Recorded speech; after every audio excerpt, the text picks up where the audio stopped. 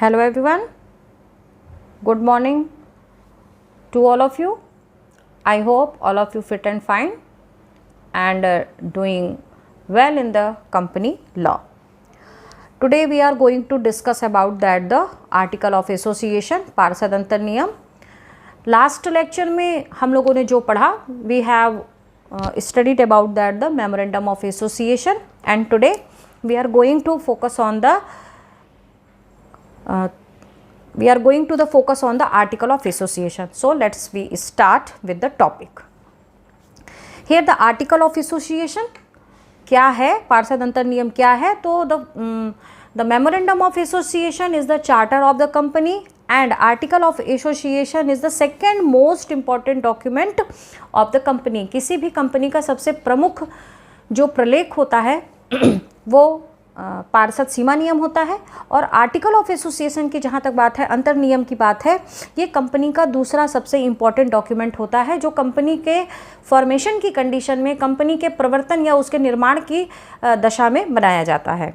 इसमें क्या चीज़ें होती हैं, तो which contains rules and regulations for internal management. इसमें किसी भी कंपनी को इंटरनली किस तरह से ऑपरेट किया जाए, आंतरिक तौर पर कैसे इसका प्रबंधन किया जाए, इसको चलाने के लिए सभी रूल्स, नियम और रेगुलेशंस या इसके विनियमन दिए हुए होते हैं कि किन नियमों का पालन किया जाए, वो कौन से रूल्स होंगे जिनके तहत हम लोग कंपनी को ऑपरेट करेंगे. They are framed to carry out the aims and object as set in the memorandum of association. Article of association या पार्षद अंतर नियम को बनाने के पीछे मेन जो मोटिव होता है वो होता है कि मेमोरेंडम ऑफ एसोसिएशन में कंपनी ने जिन उद्देश्यों की व्याख्या की है, जिन ऑब्जेक्ट को डिस्क्राइब किया है, अपने एम्स को डिस्क्राइब किया है, उसको किस तरह से अचीव किया जा सकता है और इस टारगेट को या इस ऑब्जेक्ट को रीच करने के लिए, एसेस करने के लिए आर्टिकल ऑफ एसोसिएशन को बनाया जाता है. इसके बाद हम लोग बात करेंगे कि आर्टिकल ऑफ एसोसिएशन में नियम और उपनियम की तो बात है ही है कि इसमें रूल्स होते हैं, इसमें सब रूल्स होते हैं, लेकिन इसके अलावा भी कुछ बातें और हैं. जैसे article contains rules, regulation, bylaws. Bylaws का मतलब होता है पर नियमावली या नियमावली. जैसे हम लोग जब भी किसी एक्ट की बात करते हैं, किसी अधिनियम की बात करते हैं, तो कहते हैं कि इस अधिनियम को किस बाईलॉज के तहत बनाया गया, या ये जो कमेटी बनाई जा रही है ये किस बाईलॉज के तहत बनाई जा रही है, या किस परिनियमावली या नियमावली के अंतर्गत इसको बनाया जा रहा है. तो उसी तरह से जो रूल्स हैं, जो रेगुलेशंस हैं और जो बाईलॉज हैं वो यहाँ पर आर्टिकल में या अंतर नियम में मेंशन होते हैं. इसके बाद हम लोग बात करेंगे कि आर्टिकल की ज़रूरत क्या है. तो the article of association play a part subsidiary to the memorandum. They accept the memorandum as the charter of incorporation of the company and so accepting it. The article proceed to define the duties, the rights and the power of the governing body as between themselves and the company at large. यहाँ पे कहने की बात है कि जहाँ हम लोग बात करते हैं कि मेमोरेंडम क्या है, तो हम लोगों ने कहा memorandum is a important, most important document of the company. Company का सबसे महत्वपूर्ण प्रलेख पार्षद सीमा नियम है. तो पार्षद अंतर नियम क्या है, तो पार्षद अंतर नियम या फिर आर्टिकल ऑफ एसोसिएशन जो डिफाइन करता है वो बताता है ड्यूटीज़ के बारे में. ड्यूटीज़ मतलब दायित्व के बारे में, राइट्स अधिकार के बारे में, और पावर्स को भी हम लोग शक्तियों के बारे में बताता है जो गवर्निंग बॉडी या संचालक मंडल के पास होती हैं. तो ये दोनों के बीच में एक कोऑर्डिनेशन बना के चलता है, एक समन्वय बना के चलता है कि किस तरह से कंपनी के टारगेट को अचीव करने के लिए इन रूल्स को फॉलो किया जाए. So here the meaning of the article of association is very clear कि ये एक तरह का इम्पॉर्टेंट डॉक्यूमेंट है जो कंपनी बनाती है. इसमें कंपनी के क्या चीज़ें होती हैं, रूल्स होते हैं, रेगुलेशंस होते हैं जो कंपनी के इंटरनल मैनेजमेंट को या इसके आंतरिक प्रबंध को किस तरह से चलाया जाए या कंपनी को किस तरह से ऑपरेट किया जाए कि मेमोरेंडम ऑफ एसोसिएशन या पार्षद सीमा नियम के टारगेट को अचीव किया जा सके. कुछ बातें यहाँ पे ध्यान में रखने वाली हैं जो मैं बताना चाहूँगी कि आर्टिकल ऑफ एसोसिएशन की यदि हम लोग बात कर रहे हैं तो आर्टिकल ऑफ एसोसिएशन में कुछ प्रोविजंस हैं, कुछ प्रावधान हैं जिनको ध्यान में रखना चाहिए जब कंपनी आर्टिकल ऑफ एसोसिएशन को बनाने जा रही है. और when company is going to be frame article of association, the following point should be considered by company. Okay, the first क्या होना चाहिए? The article of association should not be inconsistent. आपने जो पार्षद सीमा नियम, पार्षद अंतर नियम जो बनाने जा रहे हैं वो असंगत ना हो. असंगत का मतलब either with the memorandum of association or the companies act.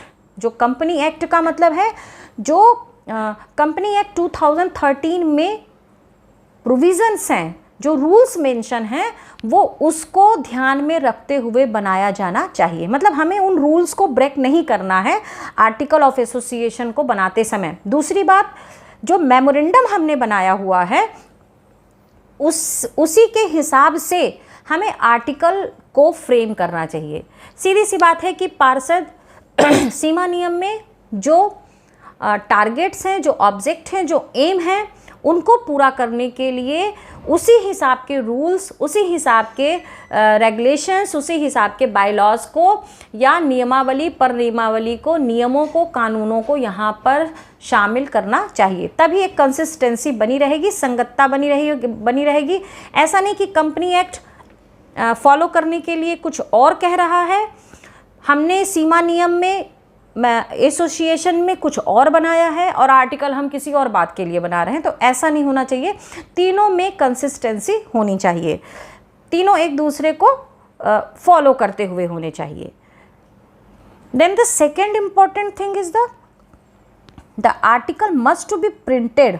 Article जो भी बनेगा अंतर नियम वो आपका प्रिंटेड होना चाहिए. प्रिंटेड इन द सेंस कि उसकी लिपि, उसको हम लोग उसका प्रिंट आउट निकाल सकें या वो लिखित होना चाहिए. डिवाइडेड इनटू पैराग्राफ्स, ये पैराग्राफ में विभाजित होना चाहिए. ऐसा नहीं है कि पूरा हम एक लाइन से स्टार्ट करें और बिना उसको डिवीज़न किए हुए, बिना पैराग्राफ किए हुए उसको एक साथ सब कुछ लिख दें तो वो सब कुछ मिक्स हो जाएगा. तो पैराग्राफ होना ज़रूरी है जिससे ये क्लियर रहे कि ये जो पर्टिकुलर पैराग्राफ है वो इससे रिलेटेड है, ये जो सेकंड पैराग्राफ है ये किसी और चीज़ से रिलेटेड है. ओवरऑल जो आपका आर्टिकल होगा उस आर्टिकल को पैराग्राफ वाइज हम लोगों को लिखना होगा, बनाना होगा. The next is the should be numbered, should be mention the number. आपके जितने भी पैराग्राफ्स हैं वो नंबर वाइज होने चाहिए. जो पूरा डॉक्यूमेंट हो उसमें नंबर्स या उसमें नंबर्स को हम लोग मेंशन करते हैं, अंकित करते हैं, जैसे 1, 2, 3, 4, 5, 6, इस तरह से पैराग्राफ वाइज नंबर डाल के हम लोग अपने आर्टिकल को बनाते हैं या कोई भी कंपनी अपने आर्टिकल को बनाती है. इसके साथ जो नेक्स्ट इसमें कंसिडरेबल पॉइंट है वो है आपका The article should be properly stamped and signed by each subscriber to the memorandum in the presence of one witness. जो आर्टिकल आपका बनेगा या फिर आप जिस अंतर नियम को बनाने जा रहे हैं उस पे कंपनी की सील लगी हुई होनी चाहिए. इसके साथ में, कंपनी की सील के साथ में वो सभी अभिदाताओं के सिग्नेचर्स होंगे, हस्ताक्षर होंगे. अभिदाता मतलब सब्सक्राइबर, जो हम लोग पहले पढ़ चुके हैं, जो कंपनी के शेयर्स लेने के लिए अमाउंट पे करते हैं.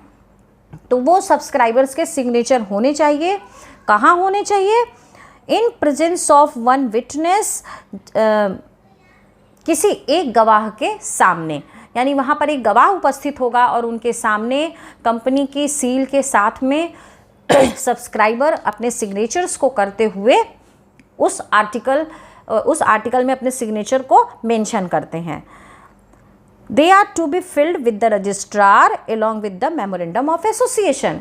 इतनी कार्यवाही को या इतनी बातों को ध्यान में रखने के बाद हम लोग आर्टिकल ऑफ एसोसिएशन को मेमोरेंडम ऑफ एसोसिएशन के साथ में रजिस्ट्रार के सामने सबमिट करते हैं या प्रेजेंट करते हैं. रजिस्ट्रार के सामने हम लोग पार्षद सीमा नियम और पार्षद अंतर नियम को प्रस्तुत करते हैं. अब इसके आगे हम लोग जो बात करेंगे नेक्स्ट सेगमेंट में, वो बात हम लोग की रहेगी कंटेंट ऑफ आर्टिकल्स, कि हम लोग आर्टिकल ऑफ एसोसिएशन में किन कंटेंट्स को इंक्लूड करते हैं, या वो कौन कौन सी बातें हैं जो हमारे अंतर्नियम की विषय सामग्री हैं। तो यहाँ पर सबसे पहली बात होती है a company having share capital, कौन सी company? Public company, is free to file its own article or adopt modern articles as given in table F। कोई भी सार्वजनिक कंपनी इस बात के लिए फ्री होती है, उसको फ्रीडम होती है या स्वतंत्र होती है कि वो अपना खुद का आर्टिकल न बनाए। यदि पब्लिक कंपनी शेयर इशू यदि पब्लिक कंपनी आर्टिकल नहीं बना रही है तो वो किसको फॉलो करेगी? तो the company will follow the rules regulations which is given under the table F। जो टेबल F में नियम उपनियम दिए गए हैं उनको कंपनी फॉलो कर सकती है, उनको वो आर्टिकल न बनाने की कंडीशन में उसके नियमों का पालन करेगी। तो यहाँ पर कोई भी सार्वजनिक कंपनी हो उसके लिए अंतर नियम बनाना जरूरी नहीं है, वो टेबल F को स्वीकार करके टेबल F के अंतर नियमों को अपना सकती है। The second important point here is the private company limited by guarantee and an unlimited company must file their own article। Article का मतलब आप लोगों को क्लियर है। एक प्राइवेट कंपनी हो या फिर गारंटी द्वारा सीमित कंपनी हो या फिर असीमित दायित्व वाली कंपनी हो, इनको अपना आर्टिकल ऑफ एसोसिएशन बनाना जरूरी है। इससे एग्जेम्प्ट कौन हो सकता है? Only public company. Public company के लिए है कि यदि वो आर्टिकल नहीं बना रही है तो टेबल F के रूल्स को फॉलो कर सकती है, लेकिन प्राइवेट कंपनी है या कंपनी जो जिसके मेंबर सिर्फ गारंटी तक लिमिटेड हैं, गारंटी आप लोगों में पढ़ा चुकी हूँ काइंड्स ऑफ कंपनीज में, या फिर एक असीमित दायित्व वाली कंपनी है, तो इनको अपने लिए एक article of association banana compulsory होगा। अब हम लोग बात करेंगे कि किन किन कंटेंट्स को हम लोग इंक्लूड करते हैं। तो फर्स्ट जो इसमें है कंटेंट वो है आपका description about the preliminary contracts, प्रारंभिक अनुबंध। कंपनी ने जो भी अपने प्रारंभिक अनुबंध किए हुए हैं उनको यहाँ पे वेरीफाई करती है या उनकी पुष्टि करती है, इस बात की पुष्टि करती है कि उसके जो प्रिलिमिनरी कॉन्ट्रैक्ट्स हैं वो यहाँ पर दिए गए हैं, या उनके बारे में एक ब्रीफ इंट्रोडक्शन, एक संक्षिप्त प्रस्तावना प्रारंभिक अनुबंध या प्रिलिमिनरी कॉन्ट्रैक्ट में लिखा जाता है। दूसरा यहाँ पे है share capital and variation of rights, अंश पूंजी एवं अधिकार। हम लोग यदि अंश पूंजी की बात करते हैं तो अंश पूंजी में किन किन चीज़ों की बात करेंगे हम लोग? The division of the share capital, कि जो शेयर कैपिटल है वो कंपनी की कितनी है, कितने भागों में विभक्त है। यदि हम लोग बात करते हैं विभाजन की, डिवीज़न की, तो डिवीज़न ऑफ शेयर कैपिटल क्या होता है ये भी मैं आपको थोड़ा सा यहाँ पे बताना चाहूँगी। जैसे authorise capital, paid up capital, subscribe capital, called up capital, ये सब जो पार्ट्स हैं these are the parts of the division of the share capital. इन्हीं को हम लोग कहते हैं डिवीज़न ऑफ या फिर अंश पूंजी का विभाजन, कि कंपनी की जो कैपिटल है, शेयर कैपिटल है, वो कितने भागों में विभक्त है। कंपनी की सब्सक्राइब कैपिटल, अधिकृत पूंजी क्या है, कितनी कंपनी इशू करेगा वो इशूड कैपिटल में हम मेंशन करेंगे, कितनी सब्सक्राइब करने की बात है उसको कहेंगे कॉल्ड अप कैपिटल। ये सारे जो डिस्क्रिप्शंस होते हैं ये हम लोग शेयर कैपिटल में डालते हैं। And variation of the rights, variation of rights का मतलब है कि किस तरह की शेयर कैपिटल है, इक्विटी शेयर कैपिटल कि प्रेफरेंस शेयर कैपिटल। तो इक्विटी शेयर कैपिटल है तो उसमें क्या अधिकार हो सकते हैं, और प्रेफरेंशियल शेयर कैपिटल है तो उसमें क्या अधिकार होंगे या उनमें किस तरह के राइट्स हो सकते हैं। तीसरी बात है यहाँ पे rights of the share holder, जो मैंने अभी आपको बताया इक्विटी एंड द प्रेफरेंस, कि दो तरह के शेयर्स हम लोग के होते हैं। इक्विटी शेयर कैपिटल जिसको बोलते हैं समिता पूंजी, और दूसरा होता है प्रेफरेंस शेयर कैपिटल जिसको बोलते हैं पूर्वाधिकार अंश पूंजी। इक्विटी शेयर कैपिटल की जो कैरेक्टरिस्टिक्स होते हैं वो हम लोग जब कैपिटल शेयर कैपिटल का चैप्टर हम लोग आगे पढ़ेंगे प्रॉस्पेक्टस के बाद या स्ट्रक्चर ऑफ द कैपिटल पढ़ेंगे तो वहाँ पर इसको काफ़ी डिटेल्ड में हम लोग पढ़ेंगे। फिलहाल मैं इसको ब्रीफली बता रही हूँ इसके बारे में। इक्विटी शेयर होल्डर्स जो होते हैं वो कंपनी के अधिकारी या कंपनी के स्वामी कहे जाते हैं। ही इज़ द ओनर, ही और she is the owner of the company. इनको वोटिंग राइट होता है, ये कंपनी की मीटिंग में पार्टिसिपेट कर सकते हैं, सभाओं में भाग लेना, मतदान का अधिकार, ये इक्विटी शेयर होल्डर्स का होता है। प्रेफरेंशियल शेयर होल्डर्स, जैसा नाम हम लोगों को लग रहा है, प्रेफरेंस मिलना, प्रियोरिटी, तो प्रेफरेंशियल शेयर होल्डर की जो कैरेक्टर होता है, ये कंपनी की मीटिंग्स में पार्टिसिपेट नहीं कर सकते हैं, साथ ही साथ में इनको वोटिंग राइट भी नहीं होता है। लेकिन ये इक्विटी शेयर होल्डर्स से पहले इनको कंपनी के डिविडेंड में, कंपनी के प्रॉफिट में, या कंपनी जब वाइंड अप होती है, वाइंड अप का मतलब समापन जब कंपनी का होता है, तो इन्हें सबसे पहले भुगतान किया जाता है। फोर्थ जो है वो है हम लोगों का rules regarding issue of the shares and the allotment, कि अंशों को निर्गमित करने के नियम एवं आवंटन जो कंपनी लॉ एक्ट में ऑलरेडी मेंशन है, जो कंपनी लॉ एक्ट में दिया गया है कि कितना सब्सक्रिप्शन आया, कितने लोगों ने आवेदन किया, कितने लोगों को हम लोग शेयर अलॉट करेंगे। यदि कंपनी शेयर को इशू कर रही है और जितना कंपनी सब्सक्रिप्शन को एस्टिमेट कर रही है कि लोग इतने एप्लीकेशन दे सकते हैं, उससे यदि कम एप्लीकेशन आ रही है तो कंपनी का अलॉटमेंट का तरीका क्या होगा, या फिर यदि ज़्यादा लोग अप्लाई कर रहे हैं शेयर्स के लिए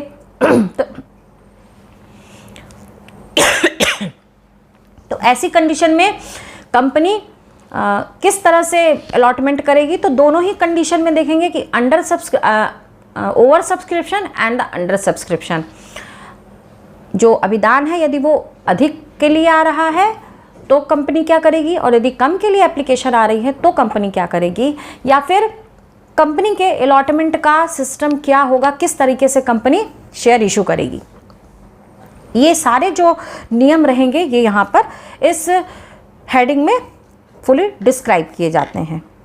फिफ्थ है कॉल्स ऑन द शेयर्स, अंशों की याचना। हम लोगों ने अभी कहा कि कंपनी अपने शेयर इशू करना चाह रही है और पब्लिक को ऑफर कर रही है, और ऐसी कंडीशन में वो ये डिसाइड कर रही है कि उसका कॉल ऑन शेयर क्या होगा या कॉल्ड अप कैपिटल क्या होगी। तो कॉल्ड अप कैपिटल का मतलब होता है कि जो कैपिटल को कंपनी डिमांड कर रही है पब्लिक से, उसके उस पार्ट से जो पब्लिक पे करेगी। इसमें कंपनी लमसम अमाउंट डिमांड नहीं करती है। लमसम अमाउंट का मतलब एक मुश्त राशि को नहीं मांगती है, बल्कि वो उसको इंस्टॉलमेंट वाइज या किश्तों में मांग सकती है। जैसे 10 रुपये का एक शेयर, तो 10 रुपये के एक शेयर में कॉल्स कितनी होंगी, एप्लीकेशन पे कितना लेगी कंपनी, या जब आवेदन के बाद जब अलॉटमेंट हो रहा है तो कंपनी कितना अमाउंट एप्लीकेंट से लेगी। दूसरी चीज़, जो बाकी रेस्टेड अमाउंट है उसको कितने इंस्टॉलमेंट में डिमांड करेगी। जैसे मैंने कहा कि 10 रुपये का यदि एक शेयर है और किसी व्यक्ति से कॉल ऑन शेयर्स की हम लोग बात करें तो 10 रुपये में से यदि कंपनी ने 8 रुपये या 5 रुपये ही लेकर चला जाए, यदि 5 रुपये कंपनी एप्लीकेशन के बाद जब अलॉटमेंट हो रहा है डिमांड कर रही है, तो बाकी बचे हुए 5 रुपये को कंपनी किस तरह से लेगी, वो एक मुश्त मिलेगी या उसको भी इंस्टॉलमेंट मिलेगी। तो फर्स्ट कॉल हो सकता है, सेकंड कॉल हो सकता है। जैसे यदि मैं बाकी बचे हुए 5 रुपये को डिवाइड करूँ तो हो सकता है कि कंपनी फर्स्ट कॉल 3 रुपये के लिए करे और अगली कॉल वो 2 रुपये के लिए कर सकती है। तो उससे रिलेटेड सारा डिस्क्रिप्शन यहाँ पे मेंशन होता है। नेक्स्ट जो है वो है शेयर सर्टिफिकेट, अंशाधिपत्र, forfeiture of the shares and the reissue of the share. Share certificate को यदि हम लोग डिफाइन करें तो शेयर सर्टिफिकेट का मतलब होता है अंश अधिपत्र, कि कंपनी जब शेयर्स को अलॉट कर देती है तो इस अलॉटमेंट को प्रूफ करने के लिए या शेयर होल्डर के पास कंपनी के शेयर हैं, इस बात को पुष्टि करने के लिए एक सर्टिफिकेट इशू करती है या एक प्रमाण पत्र देती है, जिसे हम लोग शेयर सर्टिफिकेट कहते हैं, जिसमें उस एप्लीकेंट का नाम होता है, नंबर ऑफ शेयर्स होते हैं, कितने परसेंटेज से उनको डिविडेंड दिया जाएगा, ये शेयर्स कितने लिमिट के लिए हैं, ये कंडीशंस के साथ ये सारी कंडीशंस उस शेयर और सर्टिफिकेट में लिखी हुई होती हैं। हरण का मतलब यदि कोई एप्लीकेंट या आवेदनकर्ता जिसने कंपनी के शेयर्स के लिए आवेदन किया है, एप्लीकेशन डाली हुई है, यदि वो कॉल मनी नहीं पे कर पा रहा है, जिसको हम लोग कहते हैं कॉल ऑन द शेयर्स, यदि वो पे नहीं कर पा रहा है और कंपनी ने उसको फर्स्ट रिमाइंडर भेजा, सेकंड रिमाइंडर भेजा, थर्ड रिमाइंडर भेजा कि आपने इस अवधि में इतना आपसे कॉल ऑन शेयर मांगा गया था, आपने नहीं भुगतान किया, आप इसको कर दें, उसके बावजूद भी यदि एप्लीकेंट पे नहीं कर रहा है तो कंपनी ऐसे शेयर्स को फोरफिट कर सकती है या उनका हरण कर सकती है। देन द रीइशू का मतलब है कि फोरफिट किए हुए शेयर्स को या फोरफीचर्स ऑफ द शेयर्स के कंडीशन में जिन अंशों का हरण कर लिया गया है, जिसको कंपनी ने जब्त कर लिया है, वो जब्त किए हुए शेयर्स को किस तरह से फिर से निर्गमित कर सकती है। प्रीमियम पे कर सकती है या इंटरेस्ट चार्ज करेगी, ये इंटरेस्ट का परसेंटेज क्या होगा, कितने टाइम पीरियड में यदि एप्लीकेंट या शेयर होल्डर उस कॉल मनी को जमा कर देता है, मांगी गई राशि को जमा कर देता है, तो उसको पुनर्निर्गमित किया जा सकता है। उससे रिलेटेड सारी कंडीशन, सारी शर्तों का यहाँ पे फुल डिस्क्रिप्शन दिया हुआ होता है। Then the transfer of the shares, अंशों का हस्तांतरण। हम लोग ये चीज़ बहुत अच्छे से जानते हैं कि प्राइवेट कंपनी में transfer of the shares ban होता है, रिस्ट्रिक्टेड होता है, लेकिन पब्लिक कंपनी में ट्रांसफ़र ऑफ शेयर्स की conditions, transfer of shares easily किए जा सकते हैं। तो ट्रांसफ़र ऑफ शेयर्स की क्या कंडीशंस होंगी, क्या शर्तें होती हैं, उनके क्या नियम हैं, उसका यहाँ पे उल्लेख किया जाता है। Then the alteration of capital, यदि कोई कंपनी अपने कैपिटल क्लॉज को चेंज करना चाहती है, कैपिटल क्लॉज जैसा कि हम लोगों ने पढ़ा है पार्षद सीमा नियम में, मेमोरेंडम ऑफ एसोसिएशन में, यदि कंपनी इसको चेंज करना चाहती है, कैपिटल को बढ़ाना चाहती है या कैपिटल को घटाना चाहती है, तो उससे रिलेटेड क्या रूल्स होंगे, कंपनी किस तरह के प्रोसेस को फॉलो करेगी, किस प्रक्रिया के तहत में कंपनी ये अल्टरेशन कर सकती है, इसका डिस्क्रिप्शन होता है। इसके बाद होती है जनरल मीटिंग, सामान्य सभाएं, कि कंपनी की सभाओं के बारे में फुल डिस्क्रिप्शन होता है, इसके नियमों को समझाया जाता है कि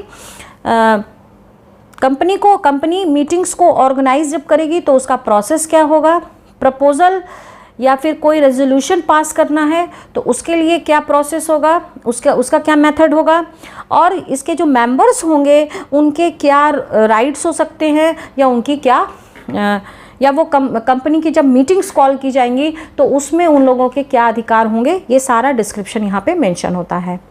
देन वोटिंग राइट्स का मतलब होता है कि जो मेंबर्स हैं या जो शेयर होल्डर्स हैं, इनका वोटिंग राइट्स क्या है, वो किस तरह की कंपनी में पार्टिसिपेट कर सकते हैं, वो फुल डिस्क्रिप्शन यहाँ पे दिया हुआ होता है कि मतदान का अधिकार किसके पास है। ये चीज़ तो क्लियर है कि प्रेफरेंशियल शेयर होल्डर्स जो होते हैं वो वोटिंग राइट उनके पास नहीं होता है, मतदान का अधिकार नहीं होता है, ये जो अधिकार होता है ये सिर्फ इक्विटी शेयर होल्डर्स के पास होता है। तो ये सारा जो डिस्क्रिप्शन होता है ये वोटिंग राइट्स में दिया होता है। प्रॉक्सी है, इसके बाद प्रॉक्सी से रिलेटेड या प्रतिपुरुष मतदान से संबंधित जितनी भी चीज़ें होंगी उसका भी यहाँ पे डिस्क्रिप्शन होता है। इसको मैं एलाबरेट करना थोड़ा सा आप लोगों को ब्रीफ में बता रही हूँ कि प्रॉक्सी का मतलब होता है कि यदि बोर्ड ऑफ डायरेक्टर्स में कोई डायरेक्टर नहीं अवेलेबल है या कोई मेंबर मीटिंग के समय उपस्थित नहीं है तो उसकी जगह वो किसी और व्यक्ति को भेज सकता है। और व्यक्ति को भेजने का मतलब, जैसे फॉर द एग्जाम्पल, कभी कभी जब हम किसी मीटिंग में कॉल किए जाते हैं और हम एट द टाइम वहाँ प्रेजेंट नहीं हो पाते हैं तो हम अपने किसी मेंबर को या अपने किसी एम्प्लॉयज़ को अपनी जगह पे वहाँ पे मीटिंग अटेंड करने के लिए भेज देते हैं, तो उसी को हम लोग प्रॉक्सी बोलते हैं। तो प्रतिपुरुष मतदान में वो सारी चीज़ें मेंशन होती हैं कि प्रॉक्सी के रूल्स और प्रॉक्सी की कंडीशंस क्या हैं। Rules regarding of the appointment, remuneration of the director, manager and the employees. यदि हम लोग रूल्स की बात कर रहे हैं तो संचालकों की संख्या क्या रहेगी, नंबर ऑफ डायरेक्टर्स कितने रहेंगे, संचालकों की नियुक्ति, अपॉइंटमेंट ऑफ द डायरेक्टर्स, उनकी अहर्ताएँ क्या होंगी, उनकी क्वालिफिकेशंस क्या होंगी, उसका डिस्क्रिप्शन होता है। रेम्यूनरेशन ऑफ द डायरेक्टर, संचालकों को क्या पारिश्रमिक दिया जाएगा, उसका डिस्क्रिप्शन होता है। मैनेजर्स को क्या, मैनेजर्स के अपॉइंटमेंट का सिस्टम क्या है, उनकी चयन की विधि क्या है, उनकी अर्हताएं या उनकी योग्यताएं क्या हैं, क्वालिफिकेशंस क्या है, एलिजिबिलिटी क्या है, एम्प्लॉयज़ की क्या एलिजिबिलिटी होगी, क्या क्वालिफिकेशंस होंगी, ये सारा जो फुल डिस्क्रिप्शन है ये यहाँ पे मेंशन होता है। Then common seal and uses, company की जो सार्वमुद्रा है इसको भी बताया जाता है कि कंपनी अपनी कॉमन सील का प्रयोग किस तरह से करेगी, या कंपनी की जो कॉमन सील है उसका उपयोग किस प्रकार से किया जाएगा, how will be use the common seal of the company, ये यहाँ मेंशन होता है। Then the rules regarding the dividend and the reserve, dividend को भुगतान करने का या फिर लाभांश से रिलेटेड, डिविडेंड से related the all rules regarding the dividend mention under this particular heading, यहाँ पे की जाती है कि लाभांश की घोषणा कि कितने समय में जो डिविडेंड है वो दिया जाएगा, अनाउंसमेंट उसकी होगी, उसके बाद जो डिविडेंड का पेमेंट होगा उसका क्या मेथड होगा, यानी कि method of the dividend payment, ये कितने तरह से डिविडेंड को पेमेंट किया जा सकता है, कितने टाइम पीरियड में किया जाएगा, वो अवधि क्या होगी, इसका full description dividend and reserve के सेक्शन में होता है। नेक्स्ट है यहाँ पे auditor and the audit of the account, अंकेक्षण एवं खातों का अंकेक्षण। यदि इसकी हम लोग बात कर रहे हैं तो अंकेक्षकों की नियुक्ति और उनका पारिश्रमिक, it means the appointment of the auditor and their remuneration, कि किस तरह से ऑडिटर्स की नियुक्ति होगी, उनका रेम्यूनरेशन क्या होगा, वही बात है क्वालिफिकेशंस क्या होगी, एलिजिबिलिटी क्या होगी, उनकी योग्यताएं क्या होंगी ऑडिटर के लिए, और उनकी अर्हताएं क्या होंगी, मैंडेटरी चीज़ें क्या होंगी, मैंडेटरी का मतलब होता है जो कंपलसरी होती हैं, अनिवार्य होती हैं, इन सारी बातों का यहाँ पे डिस्क्रिप्शन होता है। Then audit of the accounts, किस तरह से ऑडिट किया जाएगा, रूटीन ऑडिट होगा या फिर सडनली इंस्पेक्शन किया जाएगा, औचक निरीक्षण किया जाएगा, तो ऑडिट के किस प्रोसेस को कंपनी फॉलो करेगी, इसकी बात होगी कि किस तरह के अंकेक्षण की विधि को कंपनी अपनाएगी, यहाँ पे मेंशन किया जाता है। इसके बाद बात आती है कि कंपनी के वाइंड अप की भी कंडीशंस यहाँ पे मेंशन की जा सकती है कि यदि कंपनी किसी उद्देश्य के लिए बनाई गई है, उद्देश्य का मतलब फॉर द एग्जांपल यदि हम किसी कंस्ट्रक्शन वर्क में जुड़े हैं, यदि हम किसी निर्माणी कार्य से जुड़े हैं और उसके लिए हमने किसी कंपनी को इस्टेब्लिश किया है, तो उस काम के पूरा होते ही कंपनी ऑटोमेटिकली डिसॉल्व हो जाती है, खुद से स्वतः वो उसका समापन हो जाता है। या एक यदि टाइम पीरियड के लिए हमने कंपनी को इस्टेब्लिश किया 2 साल, 4 साल, 5 साल, 20 साल, 10 साल, तो उस टाइम पीरियड के पूरा होने के बाद कंपनी अपने आप डिसॉल्व हो जाएगी। कुछ कोर्ट के केसेस होते हैं जिनके कारण कंपनी को डिसॉल्व कर दिया जाता है। बहुत सारी ऐसी कंडीशंस हैं, उनमें उनका यहाँ पे उनकी पूरी व्याख्या की जाती है कि कंपनी का वाइंड अप या कंपनी का डिसोल्यूशन या कंपनी का समापन कैसे हो सकता है।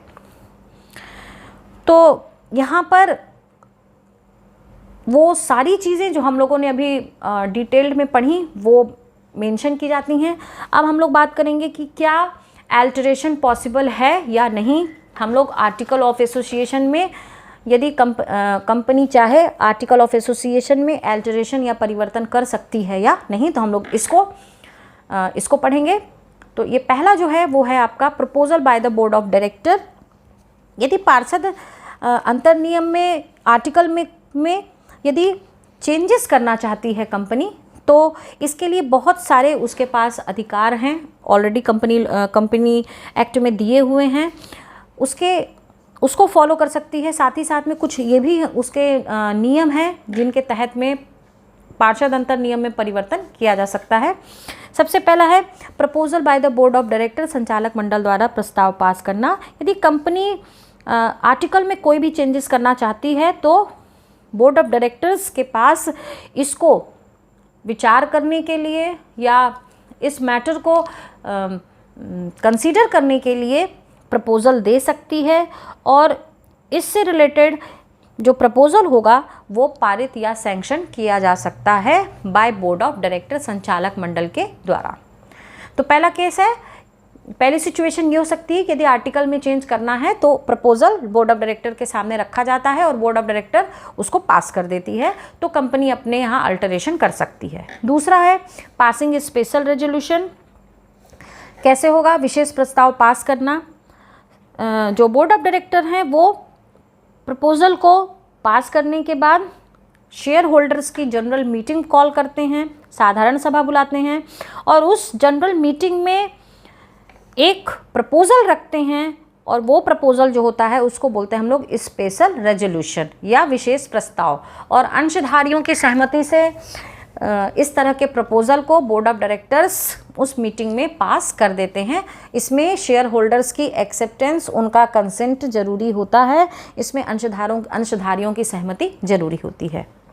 थर्ड है by permission of the central government. कुछ इस तरह के चेंजेस होते हैं जो कंपनी करना चाहती है लेकिन वो बिना सेंट्रल गवर्नमेंट की परमिशन के ऐसे चेंजेस नहीं किए जा सकते हैं। तो वो क्या हैं? जैसे रजिस्टर्ड ऑफिस को चेंज करना, एक स्टेट से दूसरे स्टेट में, एक राज्य से दूसरे राज्य में यदि हम अपने ऑफिस को चेंज करना चाहते हैं, कंपनी का लोकेशन चेंज करना चाहते हैं, तो उस रजिस्टर्ड ऑफिस को चेंज करने से पहले सेंट्रल गवर्नमेंट, केंद्रीय सरकार की अनुमति जरूरी होती है।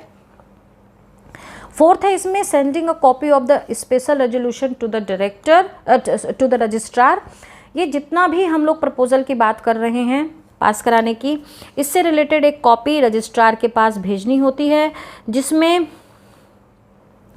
जो कंपनी ने रेजोल्यूशन को पास किया है, जो प्रस्ताव पारित किया हुआ है, उसकी स्टैम्प्ड विथ स्टैम्प एक कॉपी रजिस्ट्रार के पास ऐसे प्रपोजल के पास होने के 30 दिन के अंदर विदिन 30 डेज भेज देनी चाहिए।